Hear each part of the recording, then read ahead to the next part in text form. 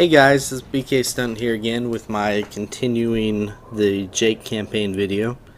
We're still in chapter 1. This is the second video of that chapter, just to be clear. We'll get to fight a boss in this video. Looks like the BSAA have got their work cut out for them. You don't know the half of it. Last I checked, my employers had a tank parked on the other side of the river. The only way the BSAA are leaving that bridge again are in body bags. And if you've played the Chris campaign, you know Chris and Pierre's are down there fighting. I'm going to use the hand-to-hand skills here. The quick shot hand-to-hand basically always puts a regular-sized enemy on their back. Sets them up for a body toss, as you can see. It also lets you move around to their head and do a head stomp if you wish. Pretty useful.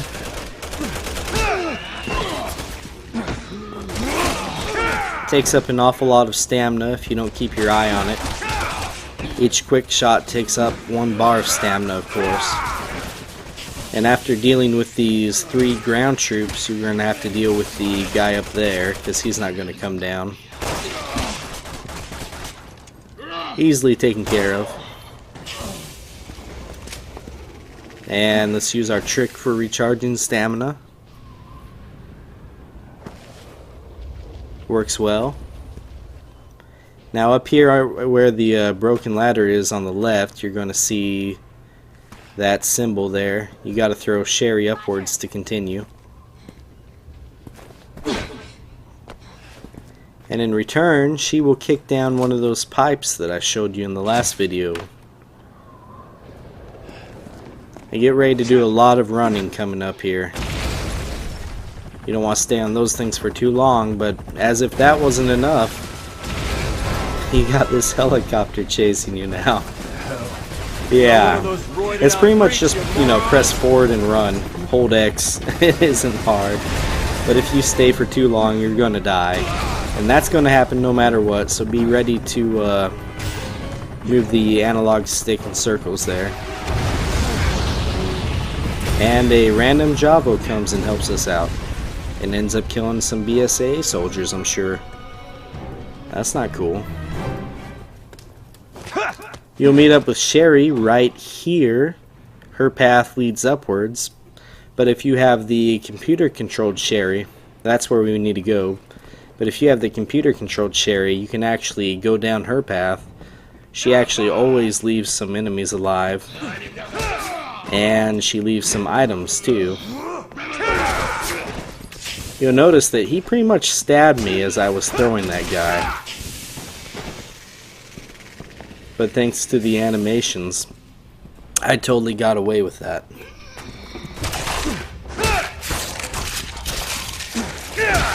Here's a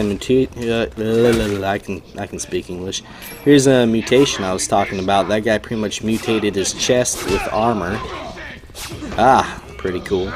He would have stabbed me right there too, but I took advantage of that throw to basically save myself. And Sherry uses her stun rod to finish him off. Sherry may or may not leave some boxes for you. She usually leaves a couple. There's just one there.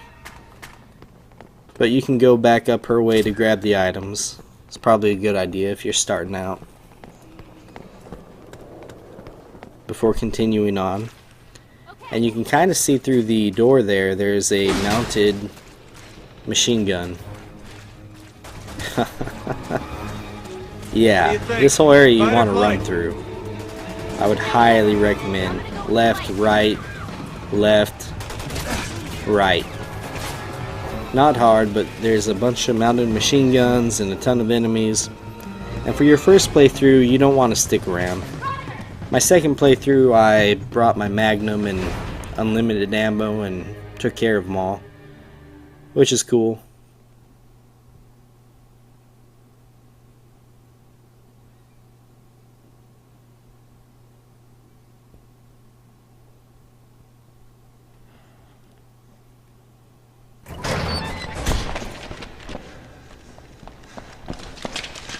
This is a pretty cool cutscene. All right, where to? What's the matter? It's a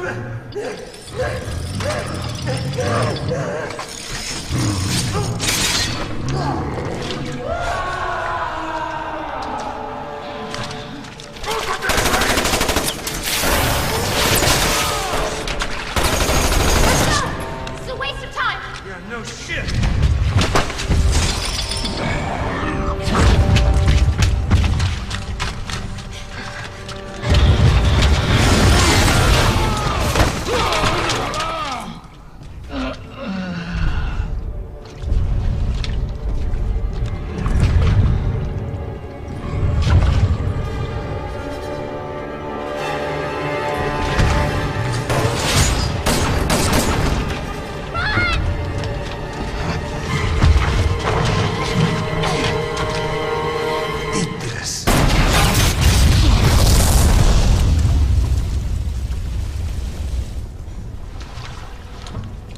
Thanks for the warning.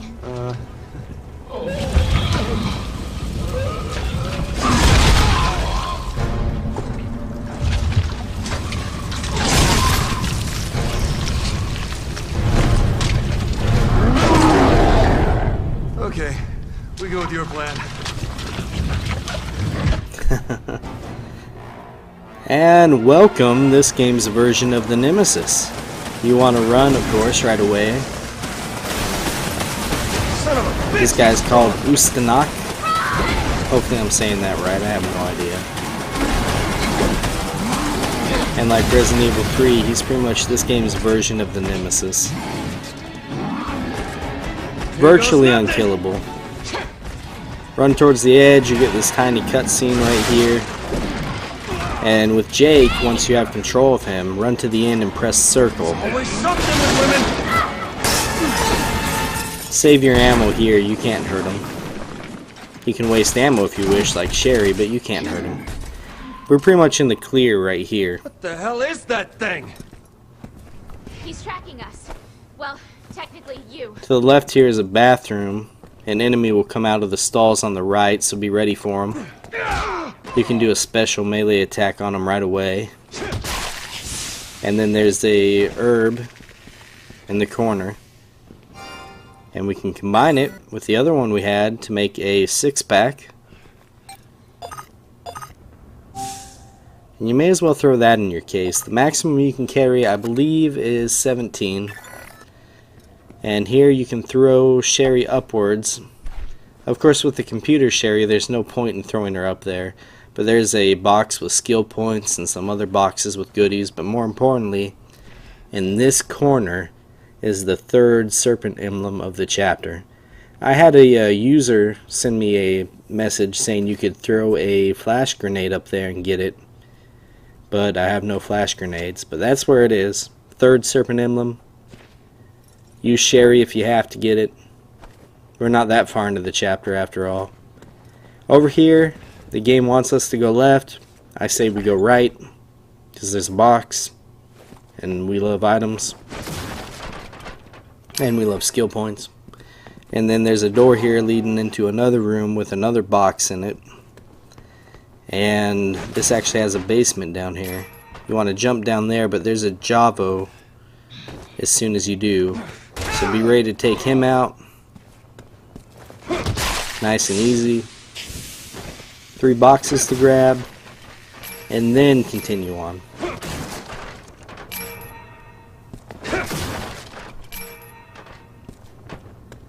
Every little bit of skill points helps. At the end of the chapter, you'll get a chance to buy some skills. And boy, there's a lot of them. And you can level them up. It's going to take probably millions of skill points. Yeah, maybe not millions, I don't know. Probably. Look, I don't know. I'm sure somebody's counted them up. Probably Steve. Looks He's like good it's gonna like collapse that. too. Somebody ought to call the building inspector. Okay, we're going to have a boss fight down here, but this first area, there's a box there. And to the right, we got a suitcase with some flash grenades, now that we don't need them exactly. And a remote bomb.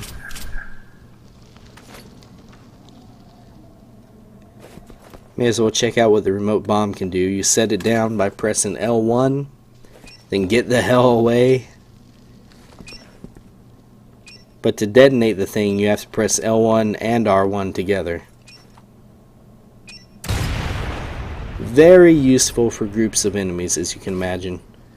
Kill 4 or 5 of them just outright. We're going to be ambushed by 3 Javo coming up, so I recommend pulling out a flash grenade and checking out what you can do with this thing. Shit. These assholes have anything better to It's do? pretty much an instant heavy stun on anything that it hits. Very useful.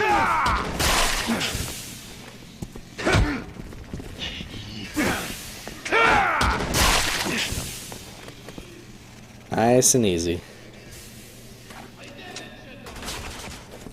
Yeah, somebody's shooting at me, but I don't really care. This area is huge. There's a lot of breakable walls. There's a lot of explosive barrels, as you can see. It's just littered with it.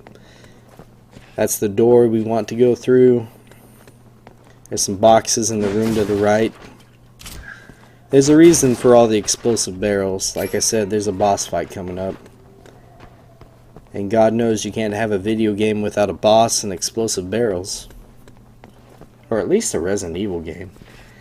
And there's an upstairs to this area which you should definitely check out before trying to open that door.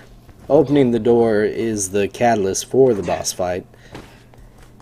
But up here you can knock down some ladders for easy access later. But more importantly, there's a room to the right up here. There's a Javo up here that you can sneak attack if you're quick enough. And I was not quick enough, but you can sneak attack it.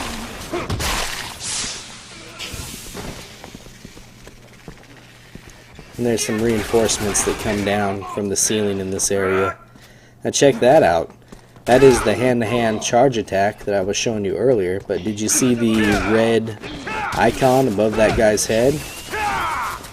You can actually pull off that attack from range. Of course, he has a gun, and, well, he's not doing it now, but he could have been shooting directly at me. If you run into enough bullets, you will get stopped. But it is a pretty cool attack. The major draw of this room is the new weapon, the Elephant Killer. It's Jake and Sherry's Magnum. Very powerful. You won't find a lot of bullets for it, but it packs a punch. Just in time for the boss fight.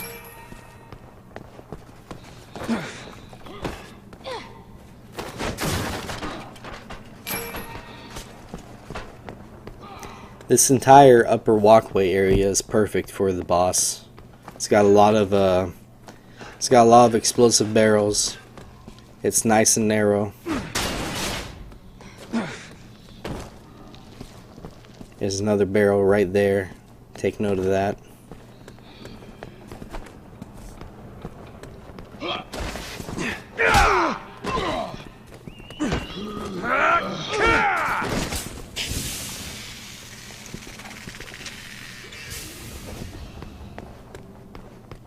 You'll be fighting the boss with those Javo coming in. I don't think they stop, but I've never really killed them long enough with the boss out to find out. But when you're ready, try to exit, and here comes Ustanok. He's going to charge you right away, so duck there to the left. There's an explosive barrel, do some damage. And like I said, I would recommend taking him upstairs. For the most part, in a single player game, he's going to focus on you.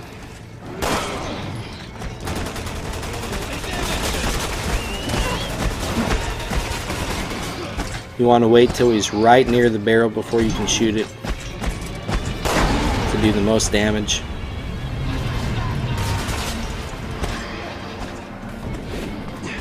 Keep on making him follow you. There may be some Javo up here. It doesn't look like I have any. Be careful of them though if you are waiting on him. You don't want to get shot while you're waiting for him after all. Well, there's one. I would ignore him for the most part.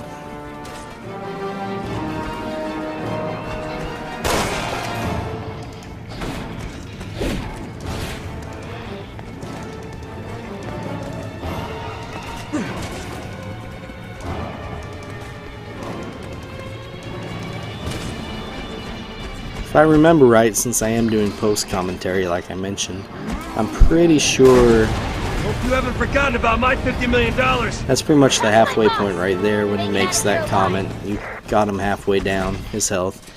I'm pretty sure that Ustanag had me in the dying state at one point in this fight. He jumps down right there every time, so be sure to get that barrel. Nice and easy. And get the heck out of there. Of course, as you stay down below, and oh, this was my fault here. Yeah. See, I had full health there, guys. Did you see that? That's what happens. You spend one moment too many on one of those Javo, and he's gonna ram you. I guess that's a lesson. And there, when you get revived, especially by the computer player without a certain skill, you're going to have one block of health. You're going to be in a red state. Pretty much the next hit's going to kill you.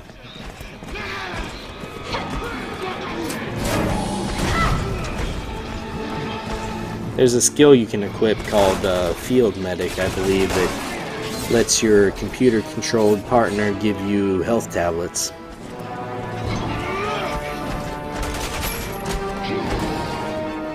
If you're playing two-player and one of your partners goes down, you can choose to either do that chest pound thing that Sherry did with me to give them one thing of health back and let them, you know, get back into the action.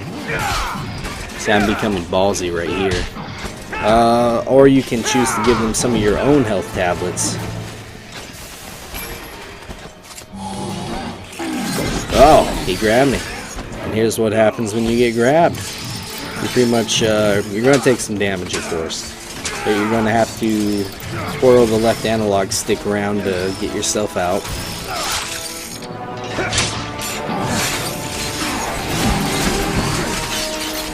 He's got a really cool arm there. I like the whole surgical aspect of it. And that punch did it. This is what you see when you beat him. Unfortunately, you take a fall. Anyway, we're approaching 18 minutes, so I'm going to wrap this video up as soon as it loads. But yeah, Ustanag, pretty much like the Nemesis, he's going to plague us all campaign long. I swear, this mission gets harder by the minute. It's a pretty cool But at least character you're still design, safe. I think. We've got a lot riding on us. Anyway, that's it for part 2. I hope you guys join me for part 3, and we'll keep going through chapter 1 of Jake's campaign. Okay, later guys.